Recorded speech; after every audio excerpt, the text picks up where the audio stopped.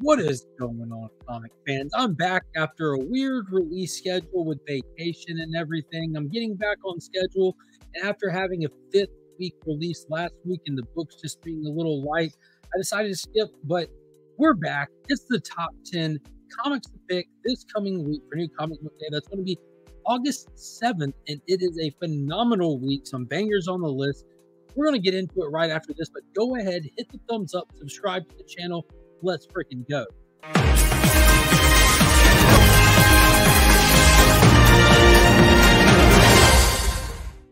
Huge shout out to Big Time Collectibles. Be sure to check them out at their website. Follow them on social media. They always have phenomenal stuff going on, and they've got their gold tier boxes that are out of this world right now. You don't want to miss out on that. If you need anything cleaned or pressed, look no further. My homie Justin's got you covered. You can find him linked in the comics. Get directly in contact with him, as well as with ABX Comics and Games, my local comic shop, where I'll be picking up all the books you see featured today on this list. They also have a great Facebook group for getting into comics if you need a long-distance comic shop or a local one or tabletop gaming, all that fun stuff. They cover it all. They are the community's comic book shop. So let's get into it. These are my top 10 picks for New Comic Book Day, August 7th, 2024, and kicking it off in style with Absolute Power. Batman 151 hit shelves this week, and we know what's going on at this point. The heroes are depowered. They're all licking their wounds and regrouping at the Fortress of Solitude. Batman discovered via Cyborg that Amanda Waller has boom tube technology, which means she has a mother box. Batman and Catwoman are off to go retrieve what I can only assume is the mother box. They're looking for the secret technology Amanda Waller has on a secluded island she's hiding out on. We know from reading Suicide Squad Dream Team that she took over the island nation of Gamora with her Dream Team Suicide Squad. So here we are with Batman and Catwoman fighting none other than Bizarro from the Suicide Squad, presumed dead from the last issue of Dream Team, but there he is with what looks like a cybernetic arm.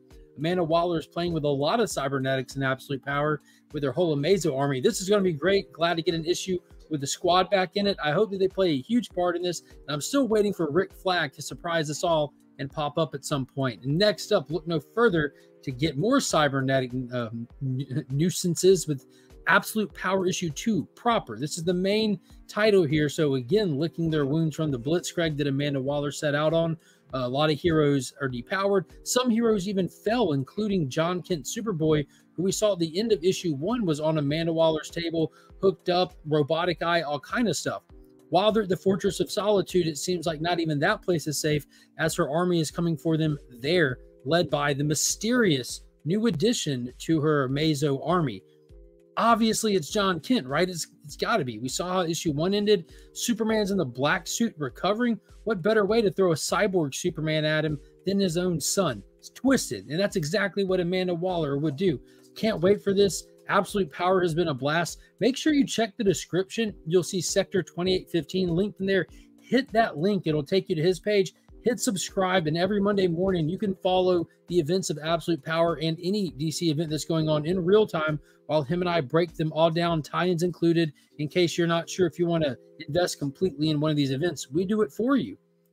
And coming right behind that, another one I'm really excited for, and this is going to be a pretty pivotal issue, Incredible Hulk issue 15 from Philip Kennedy Johnson.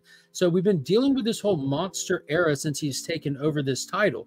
Hulk has kind of been episodic, going around dealing with monsters rising now that the green door is closed. He's not immortal anymore. And Hulk's kind of been dealing with trying to recover his sidekick. This girl that's been traveling with him, soul has been lost, and it's led him to Las Vegas, where the eldest, the monster of monsters, the queen bee of the beast out there, is finally going to reveal herself a little bit, as well as her backstory. We're supposed to be starting a 2-issue arc diving into the history of the eldest, all the way back in times when the eldest was alive and how it became this monster. But what's so interesting about this is we're supposed to be featuring Enkidu, something like that, the oldest Hulk that there ever was. And if you remember, back in Al Ewing's Immortal Hulk run, they did the annual featuring like Hulk 1 million BC. So I'm assuming it's that same Hulk from Immortal Hulk. I can't remember exactly what annual it was, but it was a phenomenal story. It was wicked. And you see this Hulk here with the horn. So I'm assuming we're getting another story with that Hulk. So if you're curious or haven't seen that or noticed it, check it out. It was one of the Immortal Hulk annuals toward the end of their run. Super duper dope. So that'd be cool if we get another story with that Hulk reoccurring, and maybe we'll see how that Hulk met its end when all things considered, and this wraps out. So that'll be pretty wicked. Moving right along, Shazam issue number 14. This is another one I want to drop so bad. But I'm going to end up not dropping it. I just don't drop stuff. So inside of Shazam, it's been pretty bland lately. Billy is afraid to turn into the captain and is afraid to be around the family. They're off looking for him. They find that we can go into the subway and find access to the Rock of Eternity there, deal with some monsters, blah, blah, blah. And that's pretty much it. It felt a little more like it was getting back on pace with that last issue, so I'm trying not to be too negative about it. We got some cool characters showing back up that are a big part of the Shazam family. So hopefully it picks back up and it finds a good footing. And I'm going to stick with it, especially through any event. I'm not about to drop titles during a big event, especially one that's hitting so well right now like Absolute Power is. But I really want this title to like be good. I want it to be good so bad, but I think it's kind of trying to balance a little bit to be its own thing and to be a little bit more lighthearted, a little bit more family oriented and comedic at times. And that just doesn't always necessarily land for me. So mileage may vary, but I do want to keep up with what's going on with the Captain Marvel family and everything. So I'm definitely not going to end up dropping it, despite how much it annoys me sometimes. But one that's not annoyed me so far is Scarlet, and we have issue number 3 coming straight out of the Energon universe. We have Scarlet in like a secret mission to infiltrate a ninja clan. I can't pronounce the name of it without butchering it, but it's the one that Storm Shadow's a part of. She's trying to see what's going on with her old friend Jinx, and she's infiltrated this ninja clan, and to earn her place there, they sent her on pretty much a Suicide Squad mission to go get a device that they want out of this building, that if she can get it, you're cool. And that's what she left to go do at the end of the last issue. So this issue 3 should be pretty dope for going through a whole building. I don't know if she's going to have to fight her way or sneak her way, but either way, I'm all in for it. Next up, what's guaranteed to be my cover of the week, and this is going to ruffle some feathers for sure.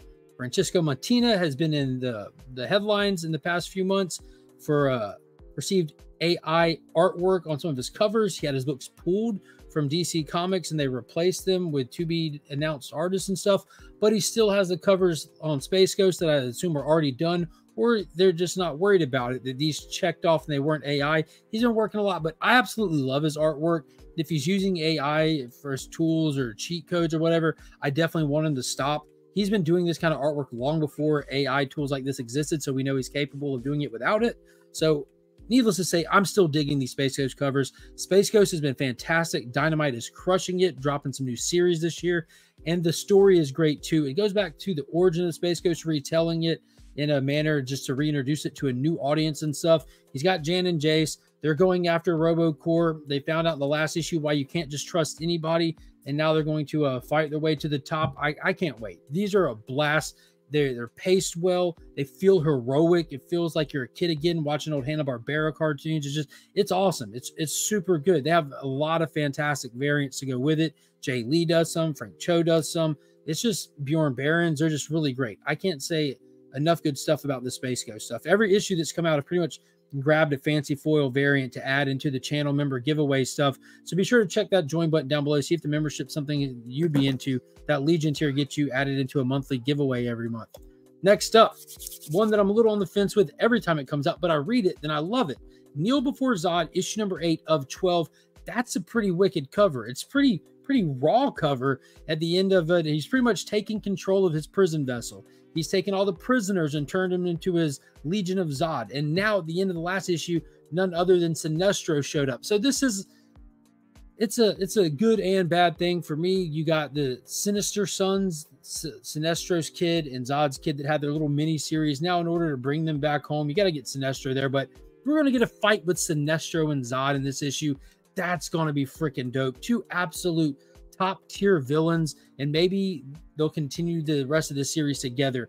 It's been pretty brutal. It's been pretty wicked. I'm excited to see where this whole series takes us and where it leaves Zod after the fact, because we know in terms of the Superman proper books, Doomsday is coming and Zod's going to have to work his way back to Earth eventually. He always does. I hope he's there for when Doomsday gets there. I just can't wait to see what's happening with all the Superman stuff. The Superman titles across the board are so good right now.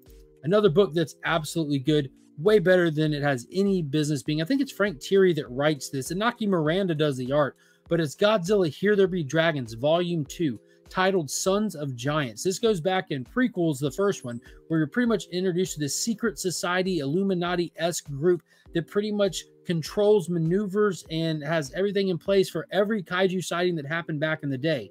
Where part 1 of this series focused on like almost like a hard, gritty, lost treasure on Monster Island story that revealed that this Illuminati group existed. This is diving into who is it, who it's ran by. We found out in the first issue that Benedict Arnold is a part of it. So we know that top tier, yeah, was it Benedict Arnold? No, it was Burr. I think it was Burr. The one who shot Hamilton was a part of it. But we learned that top tier players in the American history are in this, are having to do with it. And that kind of stuff is just really fun, playing with real history and injecting it into these fantastic stories. And if you're like, I don't like Godzilla books, I get it. I completely get it. This isn't a standard book like that whatsoever. On the writing level, the art level, and I get all the Godzilla books, but this is leaps and bounds different and better than all the rest, in my opinion. This one services a very broad audience, while most of them play service to the existing Godzilla audience. So this is one, man, go get that first volume. It's just like 5 issues. Get that collection for Here There Be Dragons and just try it out. I don't think you'll be disappointed. Next up, Miller World. I told y'all last time that it's back, it's rocking, it's rolling, and it's not slowing down. Here we go. Prodigy, Slave of Mars by Mark Miller, and I can't see the artist's name, Stefano Landini. Anyways, Edison Crane is Prodigy. He's the smartest man on the planet, or he thought he was, or was perceived to be, until he came up against some opposition in volumes 1 and 2 of Prodigy. We last saw him in the events of Big Game, the epic crossover event for the ages that Mark Miller did with his entire existing catalog of books. He brought it all together into one world. It was phenomenal. It was one of the biggest, best events I've read in my life. I've been reading comics a long time, and it got me completely on board with the Miller World stuff. Since then, I've read his entire catalog, and now we're getting volume 3. And in this one, Edison Crane will be investigating the death of his father that has to do with the space race and secrets that he uncovered. Cannot wait to get into this. Such a cool character. The Miller World stuff is top tier stuff all around. I love every bit of it. Go back and get Nemesis Rogues Gallery from 2 weeks ago. Pick this up, get all of it, all the Miller World stuff. Go read Big Game, but don't read it till you familiarize yourself with the Miller World characters. Even if you just read the synopsis on the different stuff, the Chrononauts, Nemesis, Kick-Ass, Jupiter's Legacy, just at least understand what it all is. Puck, Midnight Club, Magic Order, because it all comes together like butt cheeks, and it's so damn good. So I can't wait for this one. And last but not least for this week's list is number 10. It's going to be Exo Manowar Invictus, issue number 4. Exo is on the revenge mission against the Roman Novanus. He's after their big boss, and he's apparently going to make it to their homeworld in this one and have that showdown. I think this is only a 5-issue story arc. It's all like tying into the resurgence thing that Valiant's doing under their new publisher. So they're eventually going to have to bring Exo back to Earth and reveal he's not dead to everybody else to deal with the big event that's happening. But I've been enjoying him just having a standalone book. We had the little Unconquered miniseries right before this. It came into this just back to back. So I don't know if I'll continue it once he gets to Earth, because I'm not able to invest into the entire Valiant stuff right now. And with it doing a big event, it feels like you're going to have to. So I might just ride it out and see how it plays out, what they do after this. But needless to say, Exo's a badass. It's just good books right here. Becky Cloonan's writing it, and she's doing a hell of a job. Fantastic interior artist, but I'm definitely looking forward to it. And that's the books on my top 10 list. I want to know what's on your top 10 list, though, so leave me a comment down below. Let me know what you're looking forward to picking up. There's a lot of stuff coming. That's just my list. So drop me a comment down below. Don't forget to hit the like if you enjoyed the video. Subscribe. And until next time, as always, I'm Mark, but we are Legion.